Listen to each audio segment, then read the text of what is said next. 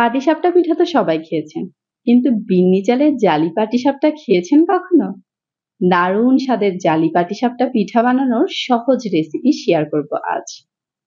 এটি চট্টগ্রামের একটি বিখ্যাত পিঠা।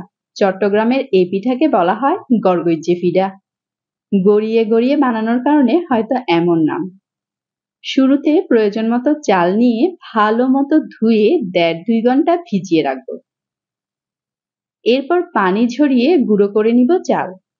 ভাপা পিঠা তৈরি করতে যেমন গুঁড়ি দরকার, এ পিঠা তৈরিতে তেমন গুঁড়ি প্রয়োজন।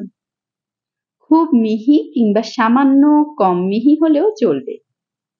পিঠার ডো তৈরি করার জন্য চালের গুঁড়িতে স্বাদমতো লবণ দিয়ে অল্প অল্প করে পানি দিয়ে ঠিক এভাবে মাখাতে হবে, যেভাবে ভাপা পিঠার ডো মাখানো হয়। এরপর এমন একটি ছিদ্রযুক্ত স্টেইনারে চেলে নিব ডোগুলো। এবার পুরের জন্য আমি শুধু কোরা নারিকেল আর খেজুরের গুড় মাখিয়ে নিয়েছি। আপনারা আপনাদের পছন্দ মতো যে কোনো ধরনের পুর তৈরি করে নিতে পারেন। এরপর নিয়ে নিলাম ফ্রাইং প্যান। এখানে রুটি বানানোর তাওয়া বা কড়াইও ব্যবহার করা যায়। ফ্রাইং প্যান ভালো মতো গরম করে পরে মাঝারি আঁচে গুঁড়িগুলো এভাবে ছিটিয়ে দিতে হবে। একসাথে বেশি গুঁড়ি দিলে সেগুলো আর তুলে নেওয়া যায় না, তাই সতর্কতার সাথে গুঁড়িগুলো দিতে হয়। ঢেকে দিলাম।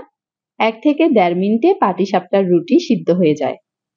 এরপর পুর দিয়ে খুন্তি দিয়ে উল্টিয়ে একটু চেপে চেপে গড়িয়ে নিলে নামিয়ে নিলেই খাওয়ার জন্য প্রস্তুত দুর্দান্ত স্বাদের এই পিঠাটি।